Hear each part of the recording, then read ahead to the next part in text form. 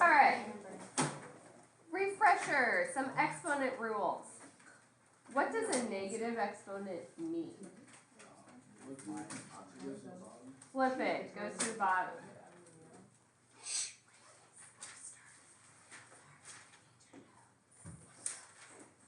Okay, so if something has a negative exponent, it goes down to the bottom. What if it's already on the bottom and it has a negative? Where does it go?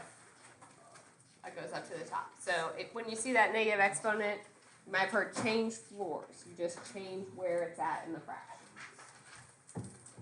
And we talked about this one before, but if things are divided, what do we do with the exponents? Subtract them. Okay, and we always want our final answer to be written with a positive exponent. So if you subtract them and you have a negative, you have to flip it.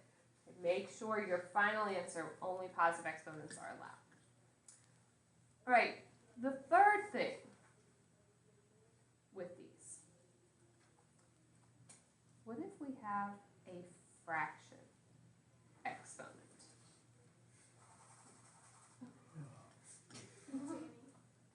It's a little aggressive. What does a fraction exponent mean? Okay. How do I rewrite it without a fraction exponent? So if I said like 4 to the 1/2 power, do you remember what that 1/2 does? It makes it a radical. It means the square root of 4. It's a square root because this denominator here is like your index. The numerator is just the power on the 4. So this is, if it's m over n, the n is what's called the index on the radical. It tells us if it's a square root, cube root, fourth root. Your a is underneath. You can put the exponent under the radical or outside the radical. It simplifies to the same thing, so it's just a matter of whichever one is easiest to solve. In order for this to work, m over n does have to be in lowest terms. So make sure if it's like 3/4 or 3/8, that's fine. But if it was like 6/8, you would need to reduce it first.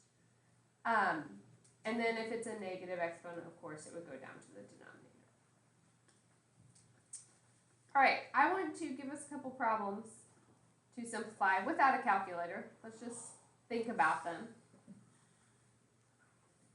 So I want to write these without negative exponents.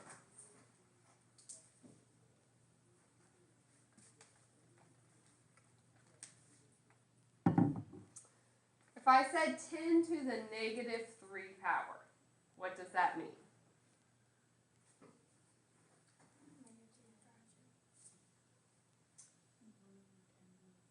Right, and once you move it down, it becomes positive. Hey, what is 10 to the third? Anyone know? 10 squared is 100, cubed is 1,000, 3 zeros.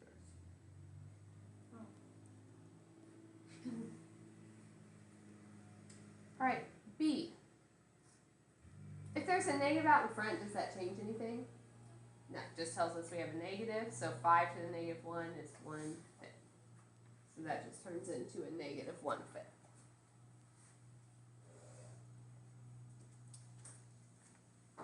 C.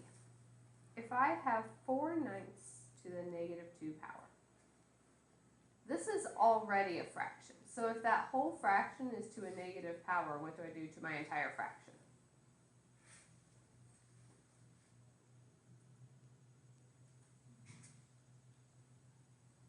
So what this is saying, it was 4/9 to the negative 2.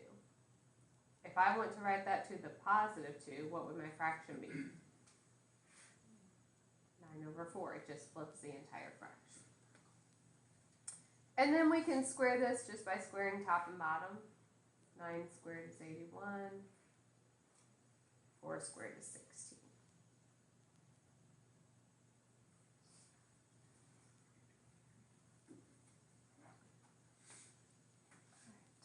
Last two here. Exponents only touch what is directly in front of it. So if I look at D,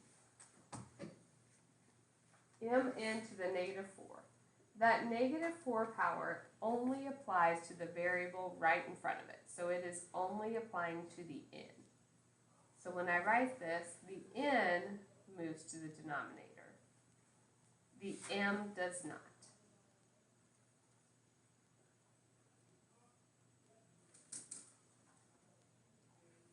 Now, when I look at e, right in front of my exponent is a parenthesis. So that means everything in there is to the negative 4 power. So that means everything has to go down to the denominator. So it would be 1 over mn to the 4th power. Or you could take the 4th power to each of them. M to the 4th, n to the 4th if you wanted.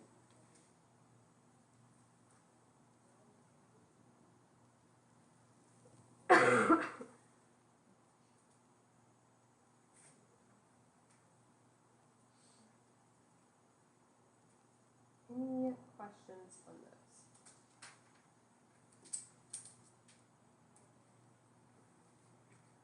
Let's simplify some more.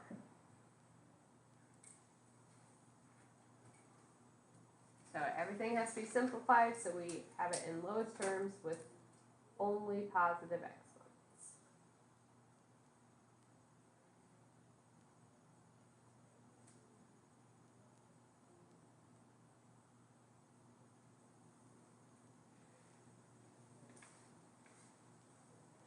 So on A,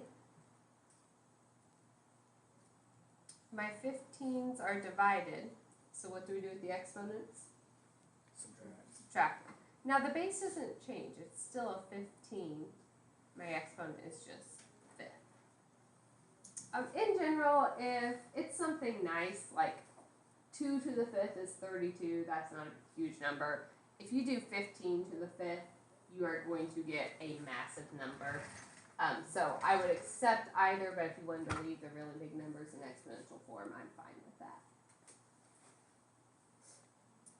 All right, problem B. There's a couple different ways we could work this one.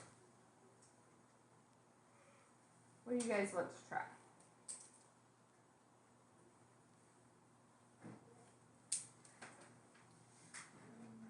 What are your thoughts?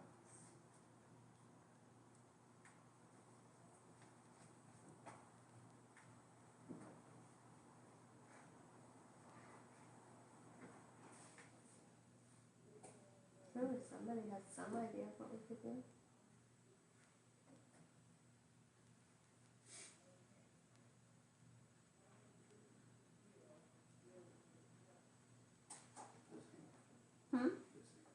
The same thing. They're divided. So what do we do with our exponents? Subtract them. Okay, when you're subtracting this, it's like 4 minus negative 9. So it adds them, so it gets us y to the 13. Another way you could have done that problem, sometimes people just see the negative exponent and want to start there, which is totally fine. The y to the 4th had a positive exponent, so it would stay. That y to the negative 9, if you didn't like the negative, it would come up to the top, and then it's multiplied. And we know from our exponent rules, if those are multiplied, you add your exponents, so you get y to the 13. Either way.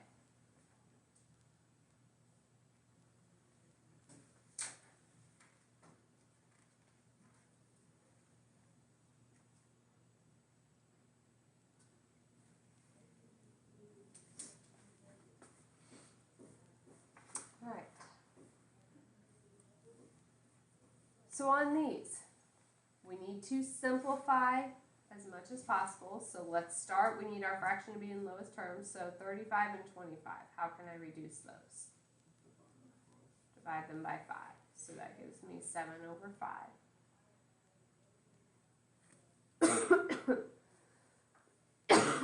My r's, they're divided, so you could think about subtracting your exponents. So 6 minus negative 4. So r to the 10. And it's on top because I brought that negative 4 up to the top. Or another way to think about it, we had 6 is bigger. You have more r's on top, so it comes up there.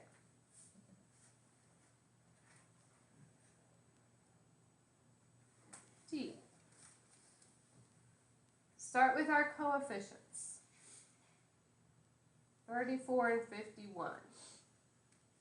What happens with those? Divide them. Give me a fraction in lowest terms. If you need a calculator, you can grab one. What's that reduced to?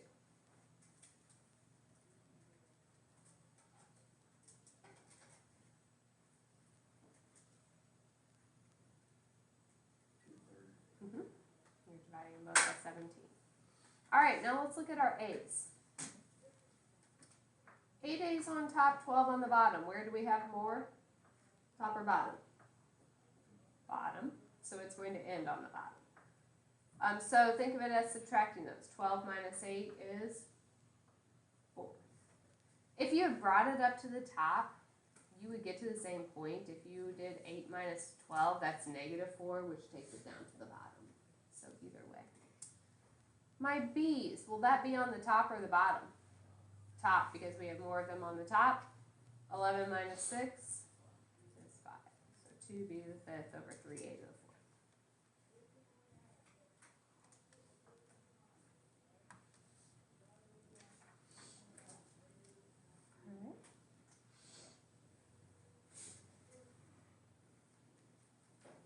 Are those problems okay? What's your question? Just don't want to move on. Okay. What if I add one more step to it?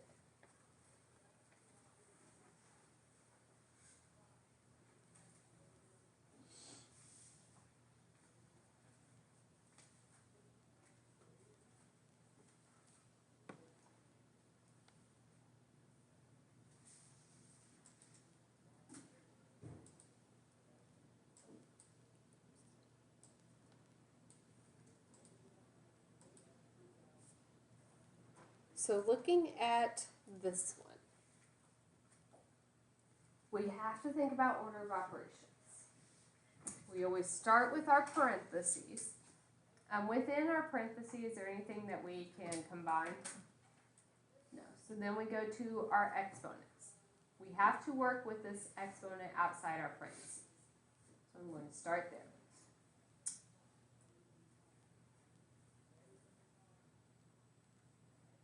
If you take this exponent into the parentheses, what are we doing with those powers? Adding or multiplying?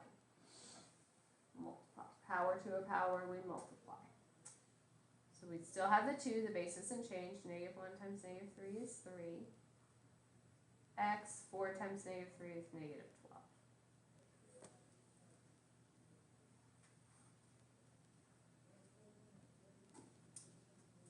We have 5x cubed. 2 to the third is 8. You have an option. Do you want to move that x to the negative 12 down to the bottom, or do you want to wait? Doesn't really matter either way. So we could say 8 over x to the 12th. Since it was a negative, it drops down. All right, now we're just multiplying. So 5 times 8 is 40. Do we have more x's on top or bottom? Bottom, so it will end on the bottom. Since they're on top and bottom, we subtract 12 minus 3. It's 9. So 40 over x to the 9.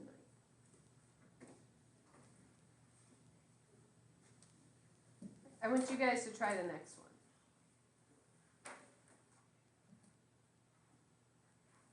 All right, 30 and 45. What does that reduce to? 2/3. You're dividing them both by 15. All right, with our r's, do we have more on top or bottom? Top, because the bottom is a negative one. If it weren't a negative, we would take it down there. So if we take it up to the top, you're subtracting, so minus negative 6, which gives you 10. Now what would happen if you had moved it down to the bottom? You would have negative 6 minus 4, and you would get negative 10, and then you just have to flip it up to the top. So does it hurt? No, it's just one more step. With our s's, we have a negative 9 and a 3. Which one's bigger? 3, so that's on the bottom. So I'm going to take these down to the bottom. So it's 3 minus negative 9. So 2r to the 10th over 3s to the 12th.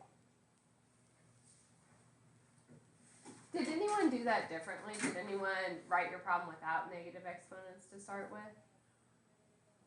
No? So you guys are okay with this method? All right.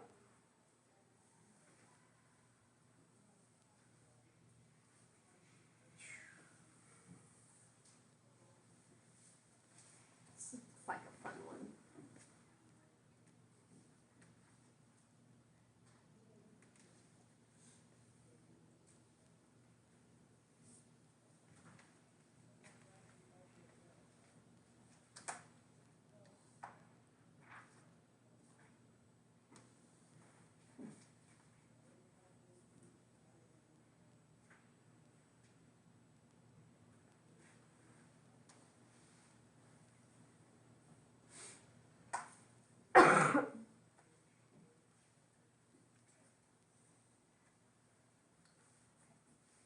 We have to start with these exponents outside our parentheses. And we have to distribute those in. Remember, anything without an exponent has an exponent of 1. So this is a 4 to the first. You have to take your exponent to the 4 as well. So if I do that, 1 times negative 2 gives me 4 to the negative 2. B, 3 times negative 2, so B the negative 6. And this one, negative 3 times 1, so 4 to the negative 3. B, negative 1 times negative 3 is 3. So I'm just multiplying the exponents, power to a power. So on the denominator, we have our 4, negative 1 times negative 4 is 4. B, 3 times negative 4 is negative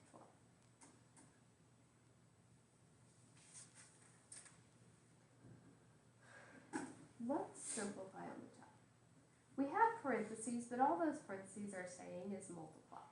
And we can multiply in any order. So let's go ahead and multiply these 4's together. When you do that, the base isn't changing. We're just going to combine the exponents. So when I say 4 to the negative 2 times 4 to the negative 3, what do I do with my exponents? Add them.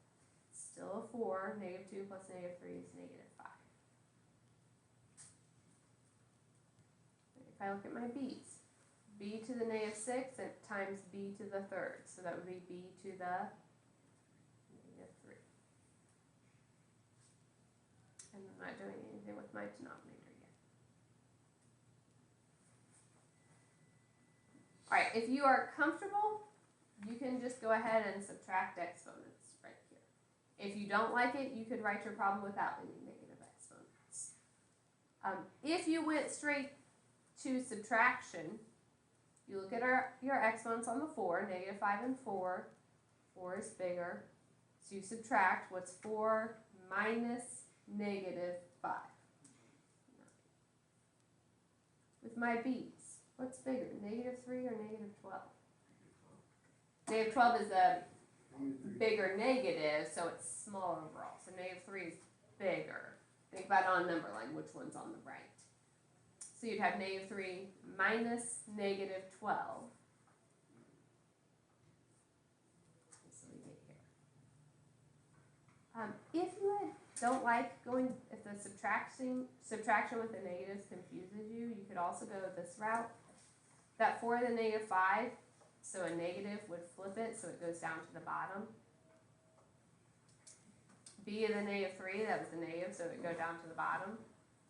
On the bottom, my 4 to the 4th stayed. My b to the negative 12, that was a negative, so it goes up top. And so then we can see, for our b's, 12 minus 3 is 9. Our 4's are multiplied together, add those exponents, you get 4 to the 9. So if the negatives are confusing you, you can definitely flip first and then simplify.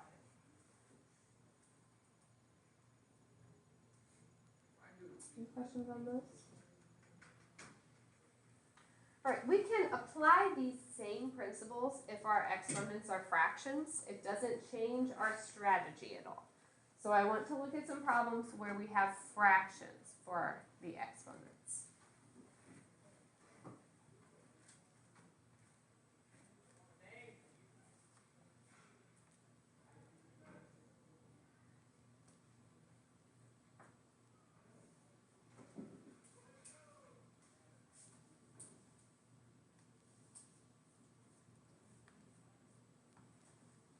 be our first step.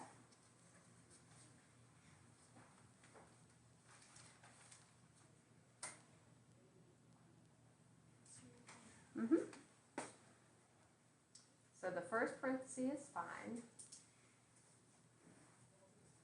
We need to distribute this 1/2 in the second parenthesis. So power to a power, you're multiplying. So on my x's, -2 times 1/2 is -1. On my y's, 1 times 1/2 is 1/2. Now this is all multiplied together. Parentheses are just saying multiply here. So we combine by multiplying the like things. So x to the 2/3 times x to the -1. What do we do with our exponents? Add them. So 2/3 plus -1 is -1/3. Okay, with my y's, what's the exponent on this y right here? 1. So we add 1 plus 1/2 is 3/2. Is that my final answer? Nope, can't have a negative exponent. The y had a positive, so it stays. So y to the 3/2. The x was negative, so it drops down. So x to the 1/3 on the bottom. So y to the 3/2 over x to the 1/3.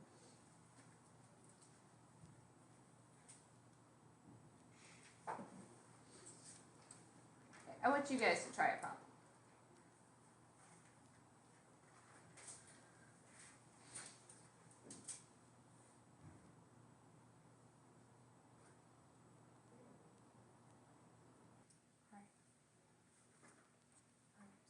Let's talk through it. Did anybody just start out saying this is a negative, I'm going to flip the whole fraction? Okay. So that would certainly be an option if you did catch that. The whole thing was to a negative power. So if you had wanted, you could have rewritten it like this, and then it would be to the positive 3 power. But it doesn't matter, we can get there either way. The one biggest mistake I saw is quite a few people didn't apply your exponent to this 2. This is a 2 to the first. So when I take my -3 and it also goes to the 2, so that becomes 2 to the -3rd. Multiplying those exponents. So this would be x, 1/3 times -3 is -1. On the denominator, 2/3 times -3 be y to the -2. At this point, everything has a negative exponent, so everything has to flip. So the 2 to the -3 would go down to the bottom, then be a positive 3. X to the -1 would go down to the bottom and just be a positive 1. Y to the -2 would go up to the top and be a positive 2. So you get y squared over, what is 2 to the 3rd power? 8x. So y squared over 8x.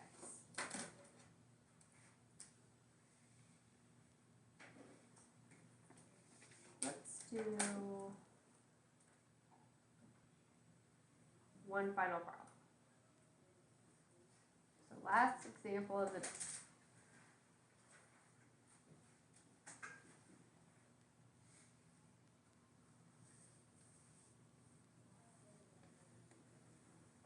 What do we have to do first? Don't forget to apply it to this 9. That's a 9 to the first. So 1 times 1/2 is 1/2. So we have 9 to the 1/2. X, 2 times 1/2 is just 1. Y, 1/3 times 1/2 is 1/6. On the bottom, right, x, 1/3 times 1/2 is 1/6. This is a y to the first, so 1 times 1/2 is 1/2.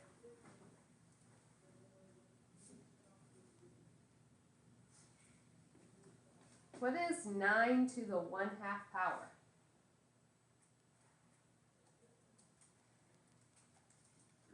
3. Same thing as saying the square root of 9. All right, looking at our x's, we have 1 on top, 1/6 on the bottom. 1 is bigger, so we'll subtract our 1/6.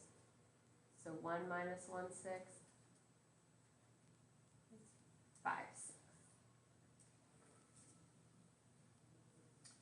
with my y's. I have a 1/6 and a 1/2. 1/2 is bigger, that's on the bottom, so y will end on the bottom. 1/2 minus 1/6.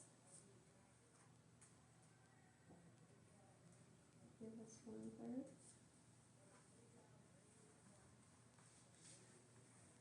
And that would be our final answer. At this point, we have done most of the section, but there are a couple things left. So there's a math Excel assignment open. You'll notice it's not due until Tuesday because I have to do the last little bit on Monday. So Monday we'll review some of this. We'll do the last little new piece. But you have time right now to start that math Excel assignment, so please do so.